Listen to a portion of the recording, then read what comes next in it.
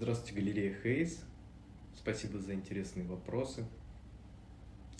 Меня зовут Молдаванов Александр, я художник, живу в городе Волгограде. Путь в мир искусства, я думаю, что у меня начался где-то во втором классе, по-моему.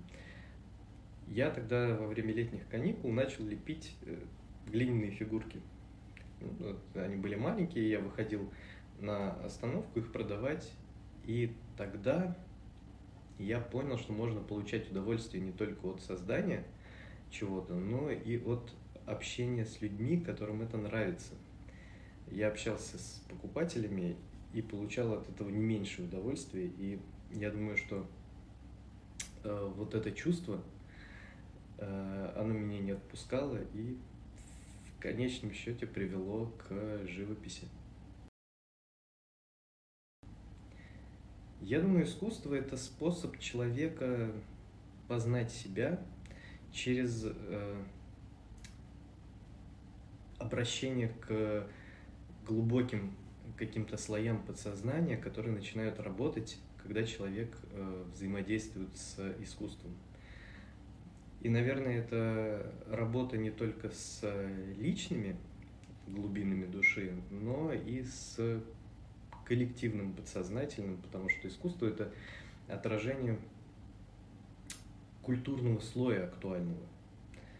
И человек, во-первых, так приобщается к коллективу, к среде, и в том числе он обращается через произведение искусства к вот этим подземным водам, которые текут незаметно для нас в наших бытовых делах, в нашей повседневности. Мы этого не замечаем, но эти процессы, они у нас внутри происходят в каждом и происходят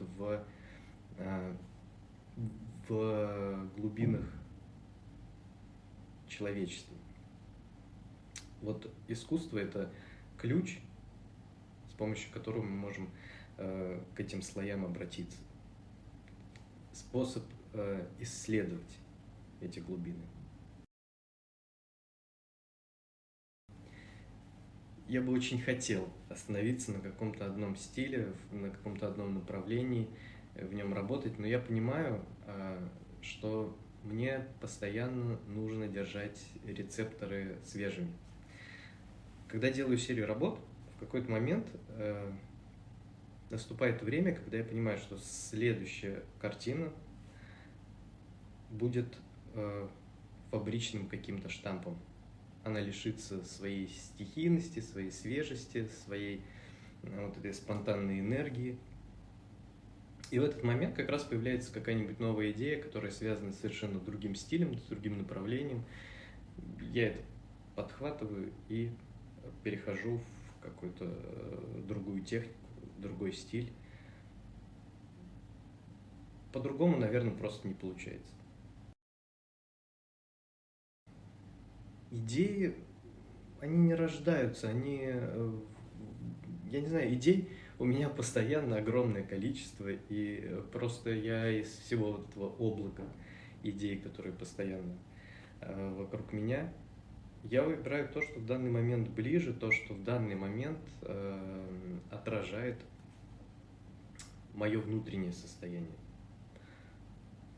А берутся идеи в этой массе вообще откуда угодно. Это невозможно предсказать. Я могу посмотреть фильм, посмотреть чужие картины других художников, и возникнет какая-то идея, возникнет мысль, что можно что-то позаимствовать, как-то смиксовать с тем, что уже есть. И, скорее всего, может получиться что-то интересное. Иногда получается, иногда нет. Предсказать это тоже невозможно. Электрический ветер вообще получился совершенно случайно. Я хотел нарисовать картину такую достаточно графичную, но при этом маслом. Я использовал газовую сажу. Картина получилась не такая, как я хотел, она мне не понравилась, я ее решил смыть. И вот смывая растворителем, дело в том, что газовая сажа, она очень въедается в материал, она проникает в грунт, и очень трудно смыть. У меня в какой-то момент просто получился черный холст. И добавив еще, наверное, не знаю, литр растворителя, стали появляться интересные такие градиенты, переходы, подтеки. И я стал как-то с этим работать, и в итоге получились пионы. Я сел перед этими пионами, ну, пионов тысячи, в этом ничего нет. Я сел, подумал, ну вот есть пионы, вот и что дальше, что с этим дальше делать. А рядом со мной была стопка печатных плат, микросхем, которые я использую для постройки аппарата одного. Я посмотрел на эти микросхемы, на все, на эти печатные платы, и мне показалось, что узор контактных дорожек, которые на печатных платах, они же очень такие, на самом деле, природные, они похожи на какую-то реку, у них очень плавные, если издалека смотреть, такие переходы, потому что в печатных платах нельзя делать прямые углы, чтобы не было электрических наводок. И мне пришла идея это совместить, тем более картина была совершенно черной, нужно было что-то добавить для контраста, а тут получился еще и смысловой контраст, мне это очень понравилось. А дальше это уже вот продолжилось в такую серию. А комиксы — это, в общем-то, продолжение «Электрического ветра» в том плане, что в предыдущих картинах я использовал, ну вот, например, в «Снятии с креста» была использована символ, икона какого-то культурного слоя, да, ведь «Снятие с креста» — это не просто сюжет уже давно стало, а это что-то гораздо большее, как и комиксы. Комиксы — это не просто какая-то рисованная мультяшная история, это уже огромный культурный пласт, который, мне показалось, что будет очень интересно контрастировать с вот тоже с контактными дорожками печатных плат, потому что комиксы — это детство, это очень чувственно насыщенный образ. А печатные платы — это что-то такое сухое и безжизненное.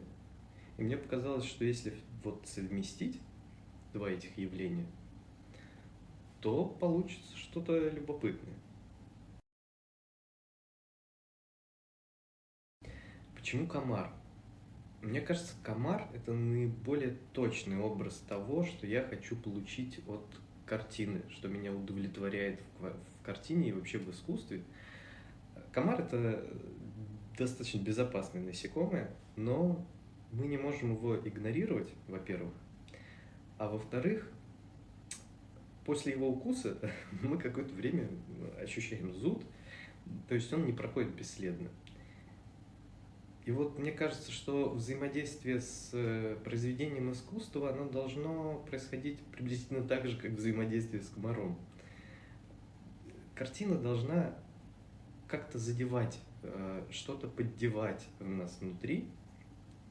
И это что-то, вот это взбудораженные какие-то глубокие наши подсознательные уровни, слои, они не должны сразу улечься, они не должны сразу успокоиться после того, как зритель отошел от картины. Мне кажется, что какое-то время вот эти волны должны расходиться внутри человека, и вот это максимально напоминает наш опыт с комаром.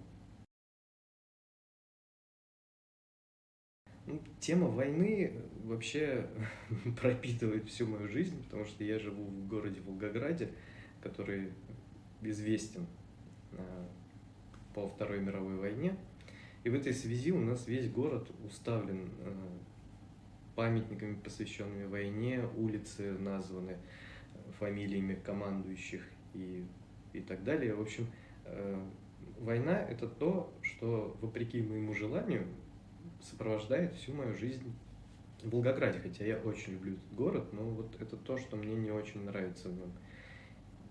И с помощью картин я, наверное, пытаюсь от этого как-то избавиться, это вытеснить. А что касается политических тем, на самом деле в них нет политики. У меня есть портрет Трампа, да. Я в Трампе увидел не политического деятеля, а человека с очень каким-то с очень сильной энергией. Я к нему не отношусь ни положительно, ни отрицательно. Я очень аполитичен. Но вот как личность, как человек с определенным характером, он интересен как явление. Я не хочу ничего доносить до зрителя в политическом смысле, но я хочу сместить фокус с политического деятеля, с того, что он сделал в политическом смысле, на его личность как человека, который переживает какие-то эмоции, как человека с какой-то историей личной. И вот это я пытаюсь сделать с помощью этих картин.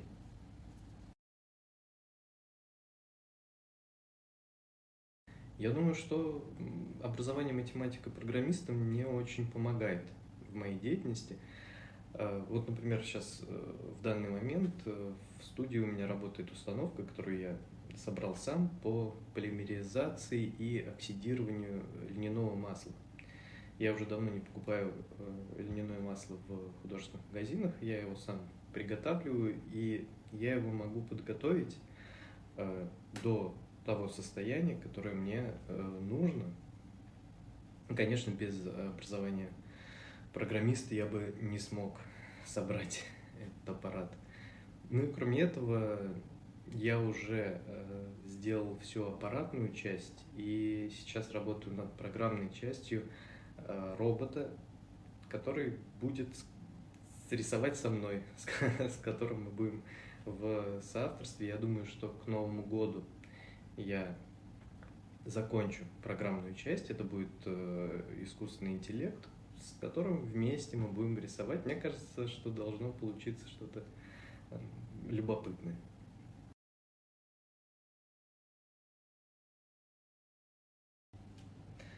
Проект «Балаган» — это наш совместный проект с моим лучшим другом Владимиром Богачевым, Вова диджей, и однажды ему пришла в голову идея объединить мою художественную часть и его музыкальную в одно мероприятие, в один проект. И мы так и сделали. Начинается «Балаган» с выставочной части, то есть люди приходят в тишине, могут общаться друг с другом, обсуждать картины с дополненной реальностью. Это значит, что вы берете телефон, скачиваете на него мое приложение, направляете на картину, и картина оживает. Начинаются какие-то спецэффекты на экране телефона. И после чего, через некоторое время, свет затухает, музыка становится громче, все это время у нас работают бары, и формат меняется с выставочного на какой-то клубный, дискотечный, что-то такое, где уже люди могут потанцевать, послушать музыку. Я думаю, что в этом проекте мы объединили все, что может заинтересовать человека, который хочет отдохнуть. Обычно люди хотят какой-то культурной программы и как-то отдохнуть энергично, подвигаться, потанцевать, что-то такое экспрессивное. Вот в этом проекте у нас произошло такое объединение, плюс добавили мы современные технологии в виде дополненной реальности, которую я сейчас покажу вам, как работает непосредственно и на картине, и также это вы сами сможете тоже попробовать на экранах своих компьютеров, ноутбуков, телефонов, у кого что. Итак, сейчас я хочу вам показать, как работает дополненная реальность на примере вот этой картины. Чтобы посмотреть спецэффекты в дополненной реальности, нужно скачать приложение, которое называется MaArs. Вот такая у него иконка с глазом. Оно совершенно бесплатное, доступно на App Store и на Google Play. Мы его запускаем, направляем на картину, и появляются вот такие иридесцентные спецэффекты. В данной картине они такие, но на всех картинах, которые были на проекте, они разные. Вообще я хочу в будущем оснастить, по крайней мере, постараться все свои картины, которые у меня есть, различными дополнительными вот такими спецэффектами. Справа здесь, как вы видите, есть название картины с размерами на русском, на английском, ссылка на мой сайт, на которую можно нажать прямо из приложения, и ссылка на мой Инстаграм. Все ссылки тоже работают прямо из приложения, и все картины точно так же оснащены этими ссылками и названиями.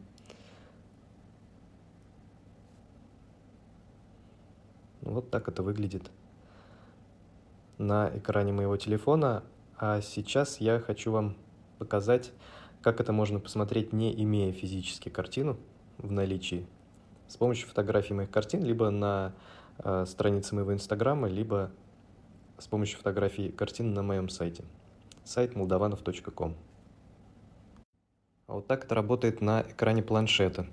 Сейчас это запись экрана моего телефона. Вот мы видим, что на моем сайте картина точно так же распознается и применяются все спецэффекты. Кроме этого, также глаз оснащен дополненной реальностью. У него свои спецэффекты, не такие, как на той картине, они на всех разные. А на корабле тоже спецэффекты. Сейчас попробую сбросить. Нет, давайте нажмем. И вот ему даже не помешал я, чтобы распознать картину. Он их распознает даже на выставочном стенде. А, нет, тут у нас Александр Глебович распознался, да, его портрет вот так горит. А вот здесь у нас снова вот эти морозные эффекты.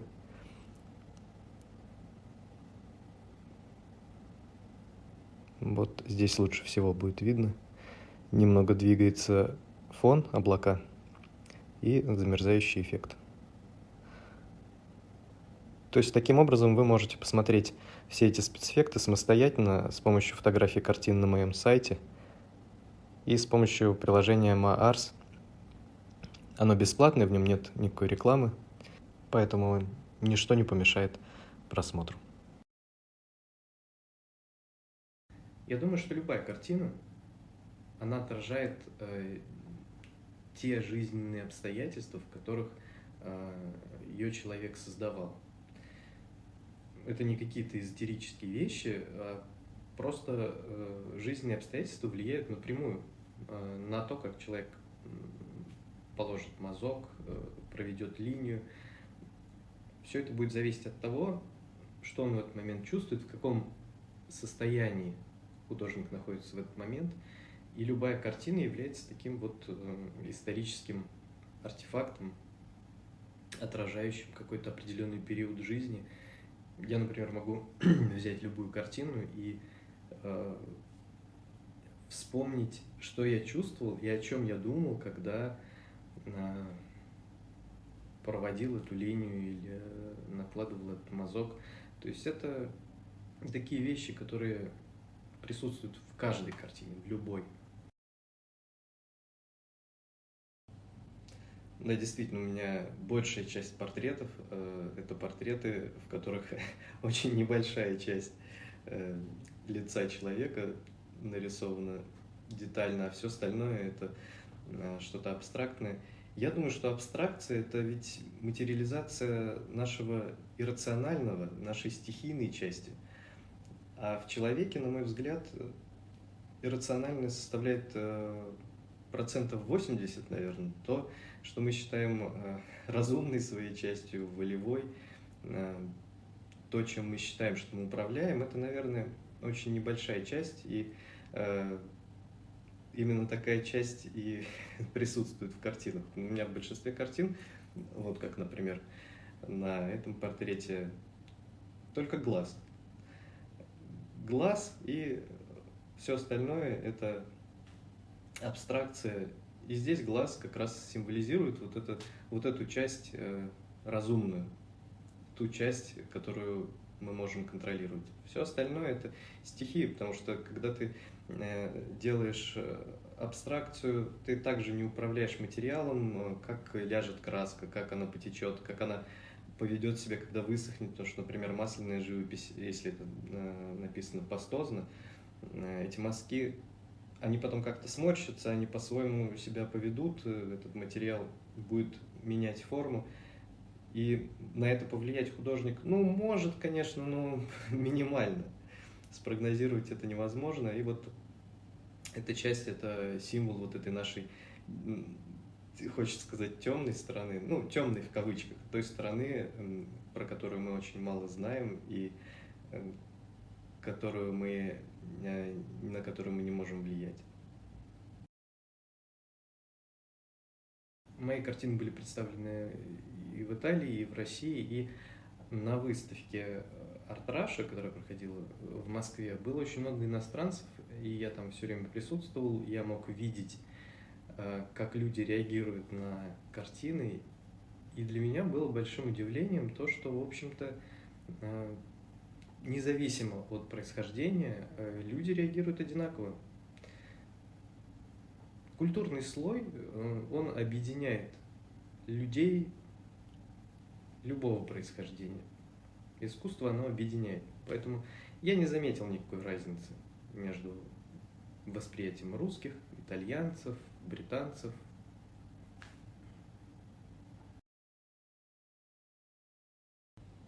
Я думаю, основная задача художника – это в первую очередь продемонстрировать свою работу максимальному числу людей. Среди них обязательно найдутся те, кому она понравится, кто захочет украсить ей свой интерьер и, конечно, ее приобретет. Либо, например, захочет инвестировать таким образом в искусство. У меня был покупатель, с которым мы списались, он получил картину, и я попросил фотографию картины в интерьере. На что мне человек сказал, что я ее не планирую вешать. Я очень удивился, стал расспрашивать, говорю, может быть, она вам не понравилась, если так, то давайте я вам верну деньги, вы мне вернете картину, это не проблема. Он мне ответил, что нет, все здорово, мне картина не нравится, но я ее оставляю у себя, я таким образом вкладываю деньги в искусство, скупаю картины, и они у меня хранятся в каком-то в его хранилище. Так что бывают даже такие случаи. Главное картину показать, а уже покупатель найдется. Можно ли жить за счет искусства? Ну, я думаю, что основная масса художников так живут. Это такая же профессия, как и любые другие. Я думаю, что это очень связанные между собой вещи, потому что если искусство никак не волнует зрителя, не беспокоит человека, то он ее не захочет покупать, поэтому я, когда рисую, я думаю только о том, чтобы то, что я сделаю, оно удовлетворило в первую очередь меня, потому что иначе я просто это сотру и уничтожу. А если то, что я сделал, волнует меня, то обязательно найдется зритель, которому это понравится, которого это тоже будет беспокоить. И тогда он, конечно, захочет, чтобы эта картина висела у него, он ее захочет приобрести. Я бы сказал, что картина должна волновать, она должна беспокоить человека. Это может быть со знаком плюс, со знаком минус, но это то, что отличает картину от всего остального, что окружает нас в быту, в жизни. Это должно вызывать эмоции. Картина должна беспокоить.